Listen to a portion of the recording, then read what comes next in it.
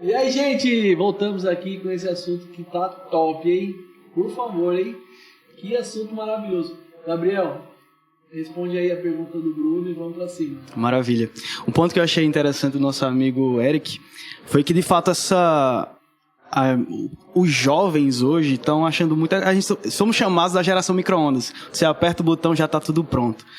E, de fato, a internet, as facilidades desse mundo trouxeram muito esse pensamento de que se eu aperto um botão e peço uma comida no iFood, por exemplo, eu aperto um botão e chega o meu Uber para ir para onde eu quiser, tudo funciona dessa forma. Mas, de fato, as finanças sempre foram algo que existiram, então elas permanecem tendo os mesmos fundamentos.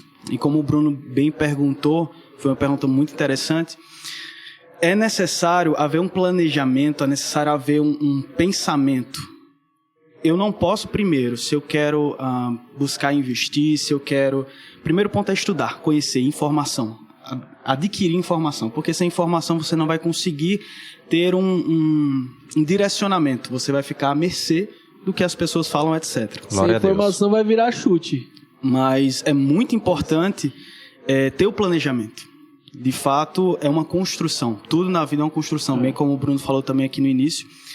A regra, a lei da semeadura, ela funciona e funciona para tudo. Você planta para depois colher. Exatamente. E para isso tem um processo, um tempo. Primeiro germina, depois vai crescendo, passando os anos e aí floresce e aí tem resultados. Existem oportunidades, como o Bruno falou também, que aceleram esse processo, mas você tem que entender, é necessário ter esse entendimento que tem que ser uma construção. Oportunidades são ferramentas, né? São ferramentas que vão potencializar isso, mas tem que se passar pelo processo. Uma observação sobre isso que você falou, Gabriel. Essas ferramentas que potencializam os ganhos também existem e sempre existiu no mercado tradicional, né, Eric? Sim, não é de hoje. Você tem ferramentas aí, já pelo menos que eu conheço há mais de 15 anos, né, que tentam fazer esse acompanhamento de mercado. A questão é que assim, evoluiu muito rápido isso aí. Sim. Hoje em dia você tem... A tecnologia veio junto, né? Veio junto, e a coisa foi potencializada de 3, 4 anos para cá, a coisa tomou uma proporção, um crescimento realmente vertiginoso. Então hoje, né, você tem aplicativos, você tem programas aí que fazem a avaliação, fazem, né, tendências e te dão indicações, né, para onde o mercado está indo. E você toma decisões, né? No passado, o principal driver, vou usar a palavra driver, que é uma palavra que se usa no mercado, era as análises fundamentalistas. Então, era aquela coisa que você pegava balanço de empresa, avaliava fluxo de caixa, se a ação estava barata ou cara, investimentos que a empresa estava fazendo. E hoje em dia, não, a coisa está muito mais equilibrada, né? Você tem programas aí que fazem essa análise de mercado enfim, se você acredita e você acha que, né, acompanha e vê que a acuracidade daquele programa é real, ele realmente dá uma tendência, a direção para onde um ativo está indo, né? Assertivo, o pessoal compra e vai para cima, é isso aí. Tem a questão da tecnologia também, né? A tecnologia fez com que toda essa informação fosse potencializada. E eu acho que no mercado tradicional, Eric, também tinha a falta de informação no passado, que ela era restrita, né, Gabriel? Sim. O que você pensa disso? Na verdade, eu vejo o seguinte, sei lá, 2, 3 anos atrás, o meu pai ele tinha que pegar o dinheiro que ele ganhava e depositar no banco, esperar uma fila para depositar no banco, depositava e aí pegava outra fila para outro lugar para poder pagar algum boleto ou pagar alguma coisa. Hoje, você tem a facilidade de você pegar o seu celular, já está com saldo disponível, faz a leitura no código de barras, QR Code, seja o que for, e essa conta já está paga, né? As pessoas tinham os antigos, né, falar assim, é verdade, tinha aquela ideia de ter o papelzinho amarelo. Se não tivesse papelzinho amarelo, não valia. Mas, de fato, hoje a gente já entende que tudo isso mudou. Né? Hoje se tem a facilidade da internet, onde você... quero viajar para algum canto, vejo pelo celular, compro passagem, compro tudo que eu quiser. Quero ficar num bom lugar à beira da praia, tem um Airbnb hoje, que é uma grande empresa que cresceu muito sem ter imóveis, sem focar em comprar imóveis, sim utilizando como um meio. Isso é tecnologia, através desse desenvolvimento que cresceu tanto. E a gente acredita que uma solução tecnológica que traz um benefício para a sociedade, ela não pode ser parada. De fato, a gente só vê um próximo passo. A internet, você imagina o mundo sem internet hoje? Imagina o mundo sem Uber, sem Netflix? Não tem como. Não tem como. Então é um próximo passo. O que é que pode vir depois? Então eu acredito que é basicamente isso aí. Essa é a hora que você disse qual é a próxima moeda que estoura. Não, eu Qual é o quero próximo fazer passo? É exatamente isso que eu queria ouvir hoje, o próximo O passo. Gabriel falou aqui sobre a transferência de dinheiro, que é muito rápido. Eu quero fazer um teste com vocês. Vamos ver se é isso mesmo. Põe aqui um pouquinho. Tem o Pix, né? A gente agora tem o Pix. Incrível isso, né? Isso aí, ferramenta de sucesso aí que foi colocada, né? Menos de um ano aí, a adesão foi enorme no mercado. Então, E que realmente faz toda a diferença. Ficou muito mais fácil pagar, receber e transacionar.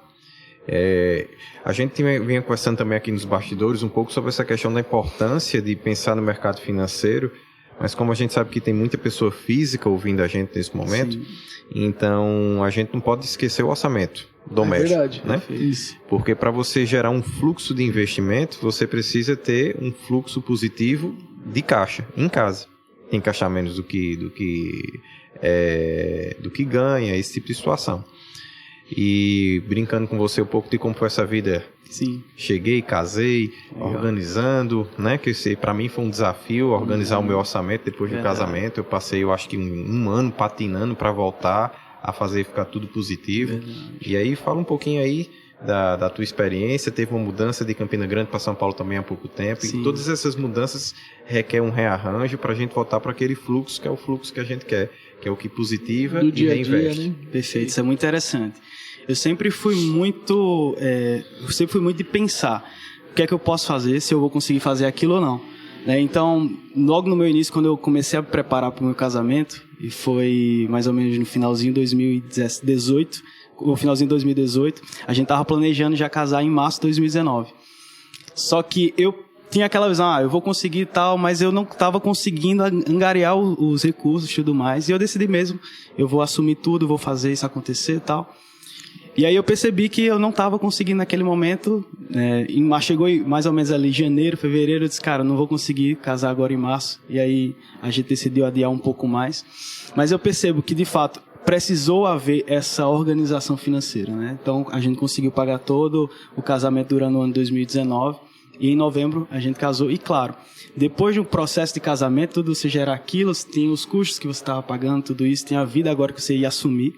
Então, tem um lugar para morar, tem que pagar as coisas, pagar mais contas. Quando você mora em casa, você não tem, entre aspas, esses custos, né? Então, tem que haver esse planejamento no que você vai fazer no seu futuro. Você não pode entrar sem ter, primeiro, sem um emprego. Se você não tem algo que você faz que gere um recurso para você, como é que você vai sustentar a sua casa? Como é que você vai... Eu sempre fui de não depender dos meus pais. Eu nunca gostei desse ponto de dependência. Porque eu vi que se eu fosse depender, eu não ia ter aquilo que eu desejava. Eu sempre ia ficar esperando que acontecesse, esperando que fosse possível aquilo. Então, de fato, foi um desafio, né? Toda essa construção foi um desafio.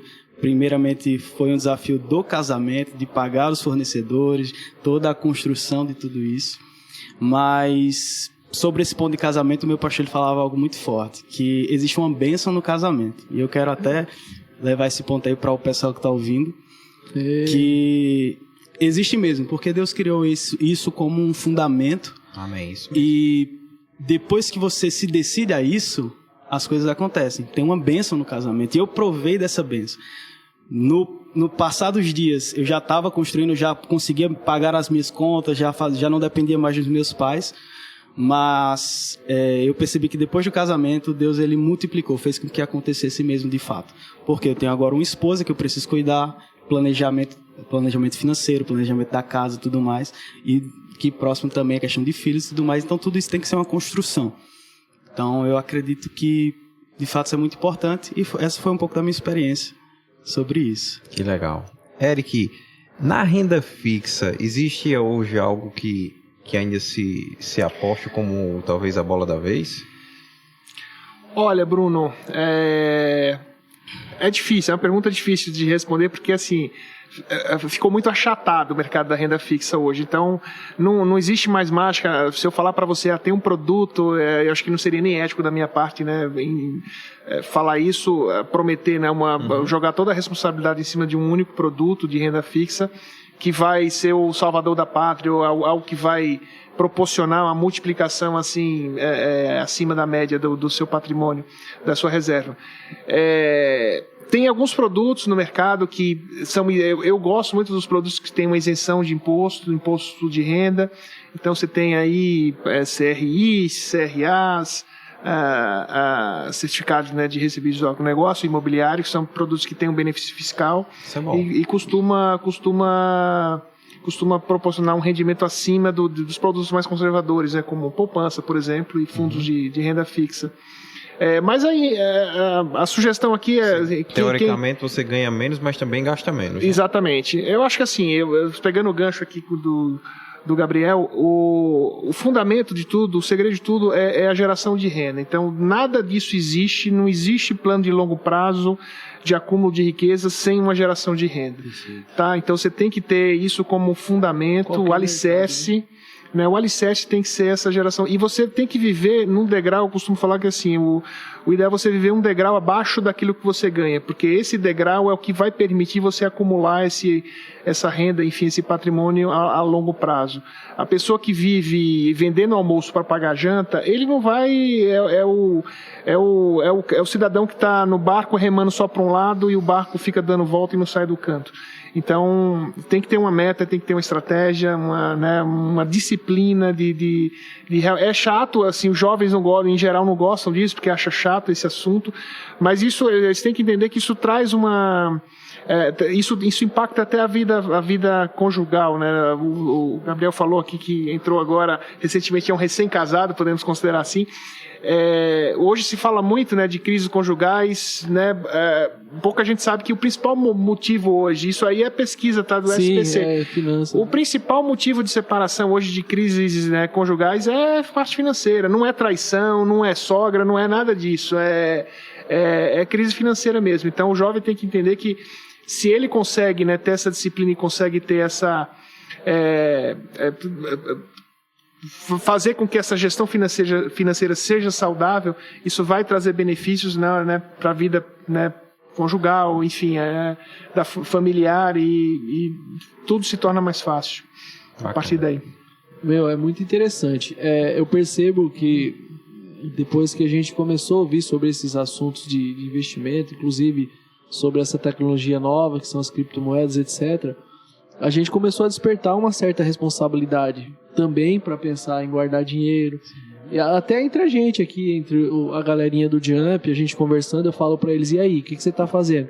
Aí eu falo, primeira coisa, dá o seu dízimo, depois tira uma parte do seu dinheiro para guardar. Por mais que seja pouco, alguns deles já vê um resultado ali, né, que tem aquela reservinha de segurança, aquela forma de cuidar do dinheiro. Sim. Então eu acredito que é o mesmo caminho para qualquer mercado. Se não for assim, como o Bruno falou, né, tem que começar de algum lugar. Começar da onde não tem, vai fazer o quê? Né? É mais ou menos isso aí. Eric, hoje como que está a adesão desse mercado ainda? Teve alguma oscilação de mercado nos últimos anos? Ainda tem um público específico, um público de maior poder aquisitivo? Como é que está isso? Houve uma migração muito grande por toda essa mudança de mercado e queda de juros. Teve um deslocamento muito grande, né, de investimentos dos poupadores, né, da renda fixa para a renda variável. Mas, em geral, o Brasil, acho que uma característica do Brasil, muito se comenta, né, o juros do Brasil é muito caro. A inadimplência aqui é muito alta no Brasil, enfim, fica essa discussão de juros. Nos Estados Unidos a inadimplência é tão alta quanto aqui, não tem muita diferença quando a gente analisa, né, os dados. Sim. A diferença é lá que os juros é menor, então realmente o impacto financeiro é menor. O que eu queria pontuar aqui, pegando o gancho dessa tua pergunta,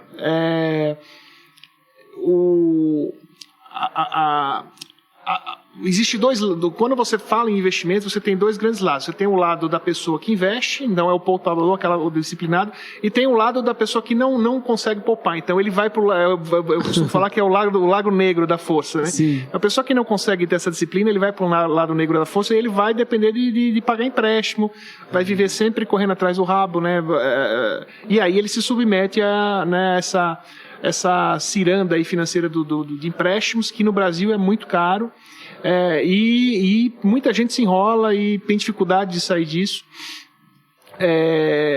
Então, assim, quanto mais disciplinado você for, quanto mais você conseguir ter esse acúmulo de reservas, mais longe do lado negro você vai ficar, né? Significa que você tem uma reserva. E eu costumo falar, imprevistos não é questão de se vai acontecer, é questão de quando vai acontecer. É certeza.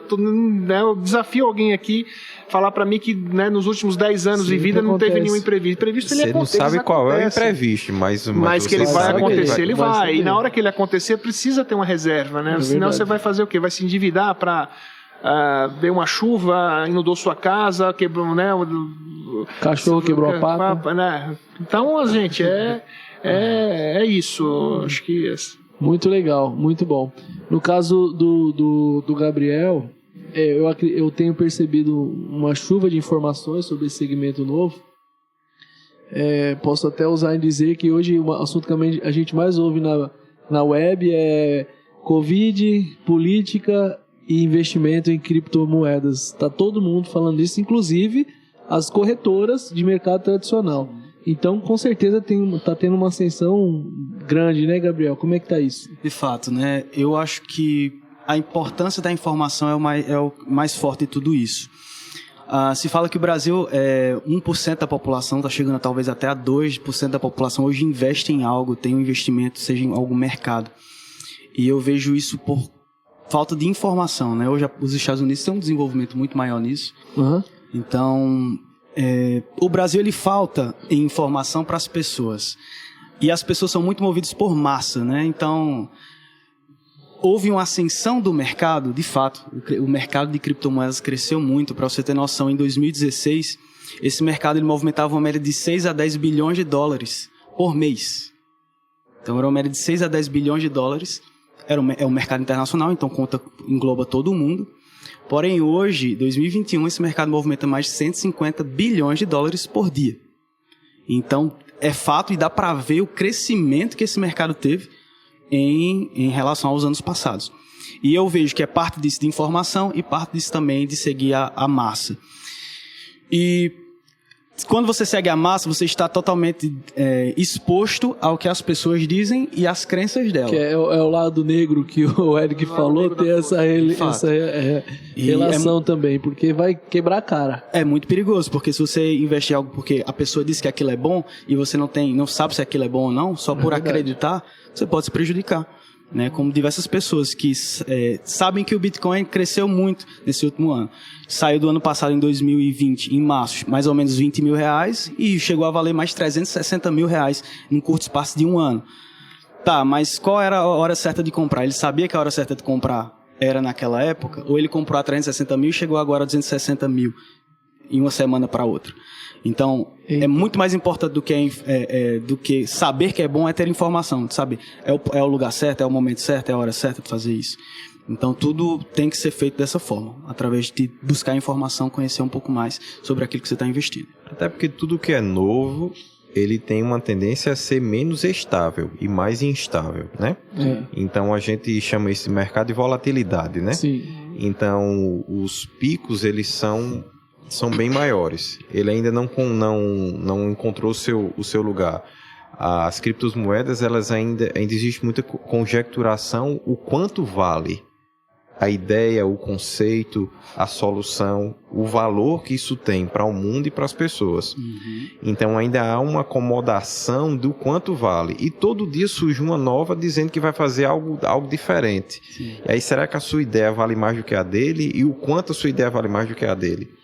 E aí você vai gerando existem muitas perguntas em meio ao processo. Isso é interessante, esse comentário.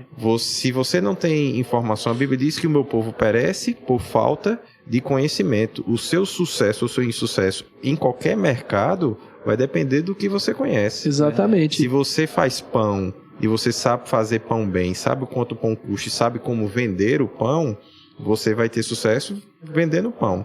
A gente não está aqui dizendo para você que está em casa só ouvindo que agora você tem que ir para a criptomoeda ou tem que ir para aquilo, porque agora isso é a onda do momento. Não. Exatamente. Se Deus lhe chamou para fazer pão, faça o melhor pão que você puder fazer. Exatamente. Agora, com o lucro do pão, invista em alguma coisa. Faça algo acontecer, que pode ser na renda variável, na renda fixa. O importante é você vender mais pão, gera essa mais receita pão, e entrar dentro do contexto do mercado. E quando você percebe, a vida ela tem princípios e bases que vão sempre se cumprir, porque Deus criou o mundo e nesse mundo que Ele criou, Ele deixou princípios.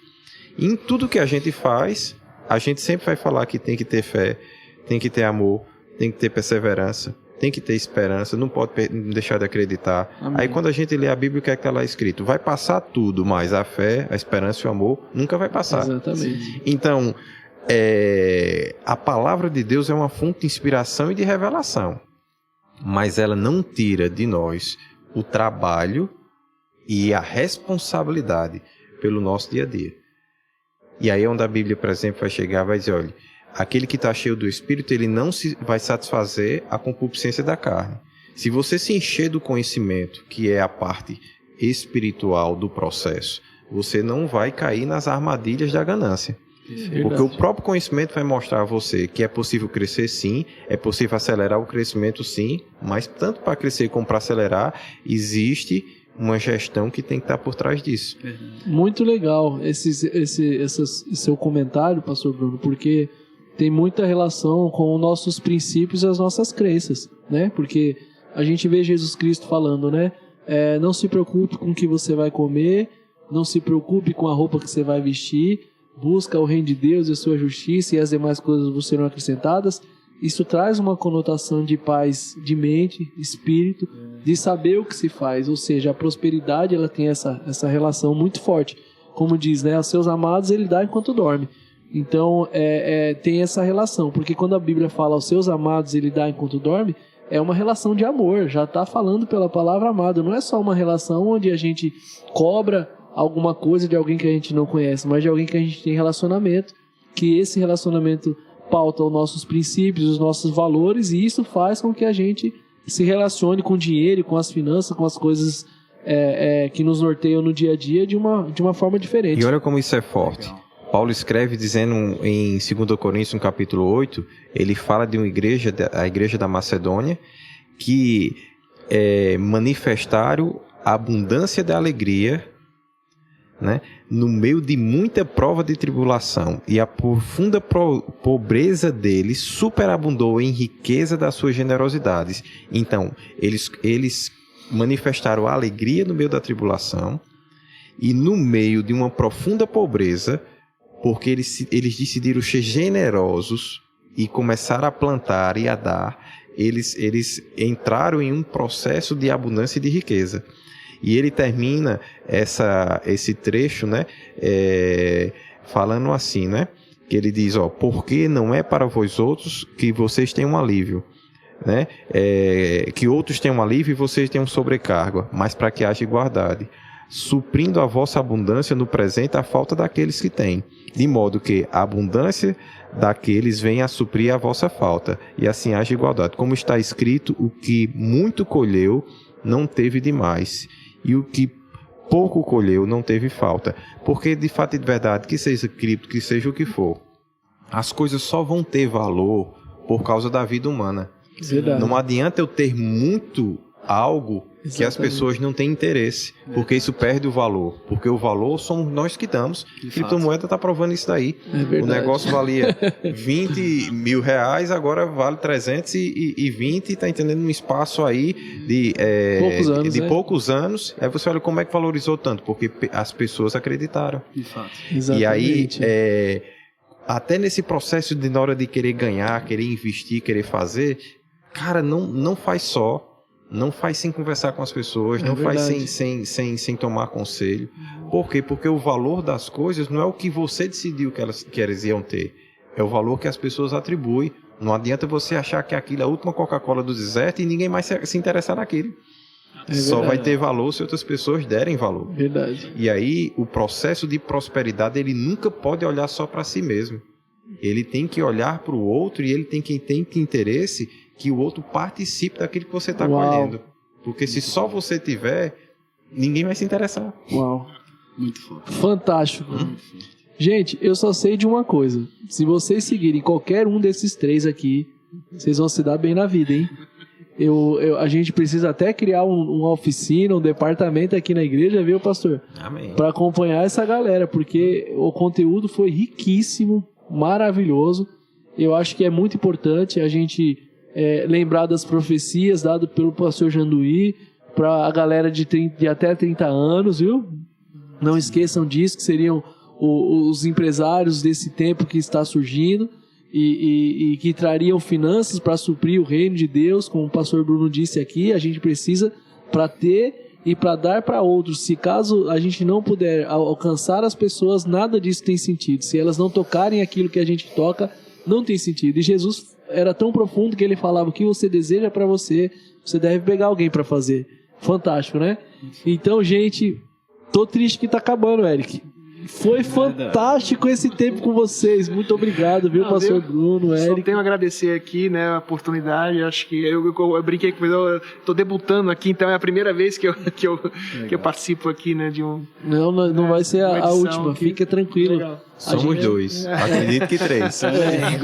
Foi muito legal, foi um papo enriquecedor demais. Eu acho que a gente precisa encaminhar essa galera que está começando, que nos ouve. A gente tem alguns que não nos ouvem, não, mas tem alguns que nos ouvem. Então, esses que nos ouvem, né, pastor Bruno? Vamos encaminhar, ajudá-los, porque a gente também está... Quando a gente pensa no reino de Deus, a gente pensa nos últimos dias, né? E vai ter uma grande colheita de almas e de pessoas. Esse negócio que eu vi é interessante. A gente tem um jovem aqui na igreja. A gente gosta muito de brincar com ele. Ele é cheio de graça, né? Sim. Aí eu vou dizer que foi ele, Ivo, né? Aí disse que Ivo dobrou o joelho, né? Quando vai dizer, eu vou conversar com Deus sobre a minha vida, sobre as minhas finanças. Aí disse: olha, Deus, eu tenho um pedido, Deus, para que o Senhor tire, para que o Senhor tire um pouco mais da gordura, né? E que traga um pouco mais de dinheiro. E eu tô achando que o negócio tá meio confuso aí em cima. Você tá entendendo errado. Vai o gordinho, fofo, bonito e saudável. Isso mesmo. Amamos você, Ivan. Vida longa aos gordinhos. Vocês perceberam que tá difícil de acabar esse programa, né? Mas temos que acabar. Muito obrigado. Continue acompanhando a gente. Compartilhe esse conteúdo com seus amigos, seus familiares nas redes sociais. E tamo junto! Um beijo pra vocês! Isso aí, meus amigos. Um abraço aí. Valeu. Tchau.